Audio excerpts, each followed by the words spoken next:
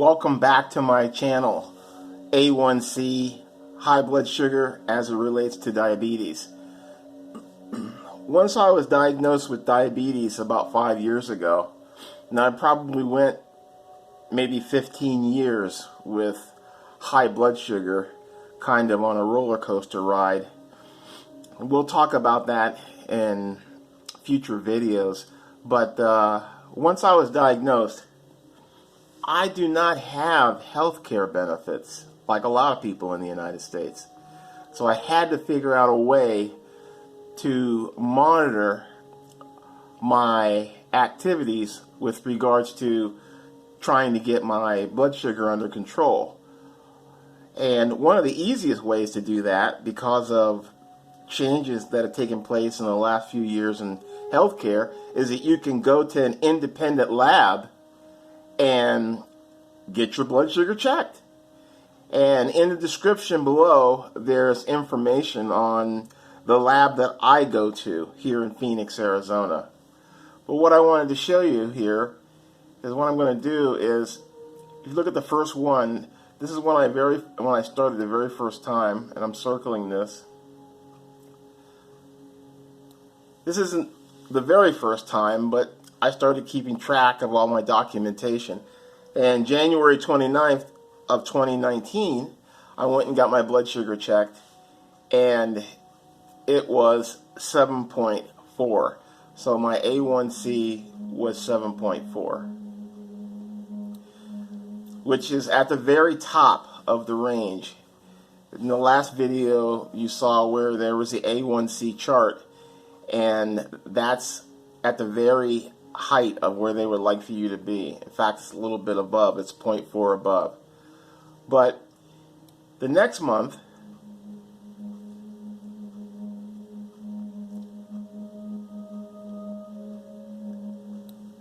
as you can see, in July 1st, 2019, next time I went, I was able to get my blood sugar in much better shape. I changed my diet, I started losing weight, and I was able to drop it from 7.4 to 6.3, and this is where I need to be. This is very, very good, 6.3. Remember, 5 years ago, I was at a high of 12.2, so I literally cut it in half. And all I did was lose weight and change my diet and exercise. Basically, at 60 years old, I basically just walk around the block a couple of times every day. This also tells me that my pancreas is working, because if my pancreas was not working, my A1C would still be 12 or even more, 12, 13, or 14, which is really, really bad. Which means that if my pancreas is not working, I would definitely have to go on insulin. So the 6.3 means that I can get my blood sugar under control if I stay focused on it. So once I got it under control, I went into like an experimental stage. So in December of 2019,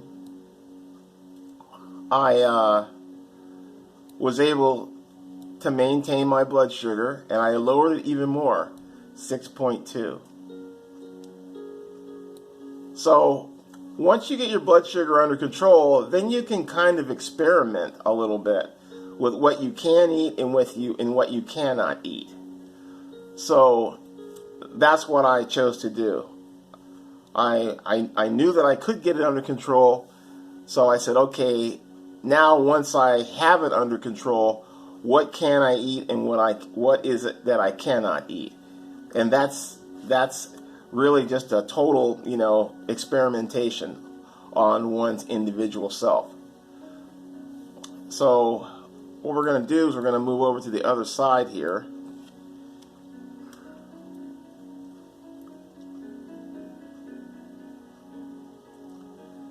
So now here we are,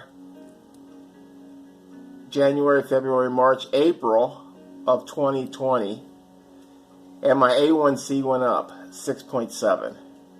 Still pretty good, but I'm kind of experimenting about what I can and cannot eat. And I try to be, pretty resourceful at it. I pretty much eat the same stuff. When you have diabetes, you really have to focus on calorie requirements. What do you need in order to have enough energy to get through the course of the day? You have to get away from eating what you like to eat, and you basically focus on eating what you need to eat in order to keep your energy level high, or as high as possible.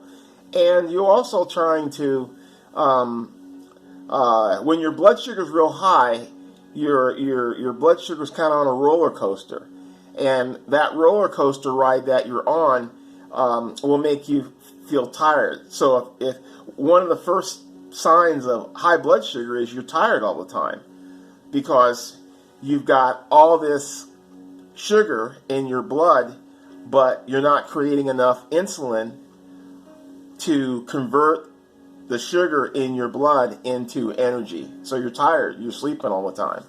So that's a big deal. And I talk to a lot of individuals out there that's the first indication that there's something wrong, is that they're tired all the time, because their pancreas is not putting out enough insulin to convert the carbohydrates or sugar in your blood into energy. So let's see here. Then I went out to August 24th, 2020, and my blood sugar went up. As you can see, all of a sudden it went to 7.1. So once again, I'm experimenting about what I can and cannot eat. 7.1 is not too bad, but it's 0.1 above the range, and I'm really at the outer limits of where I want to be. And so that's not looking too good. And then last month, December 29th, 2020, I really went high at 8.1, which is where I'm at right now. So I know that the things that I'm eating, some of the things that I'm consuming, like bread is a good example, I'm going to stop eating. No bread. I basically wiped out bread. And I really developed an addiction to potato chips, so I'm not going to eat potato chips anymore. Once again, potatoes are carbohydrates, and carbohydrates turn into sugar. So no more potato chips, no more bread. And when I go to a restaurant, I typically get a cup of coffee and some whole grain toast. And we'll talk about in future videos about the importance of eating whole grain toast versus just plain sourdough toast or just white bread toast, because there's a huge difference, because your body processes whole grains totally different than it processes just regular white bread or sourdough bread. But 8.1 says I need to make some significant changes. I need to continue to lose weight. I'm down to about 217 pounds as of today.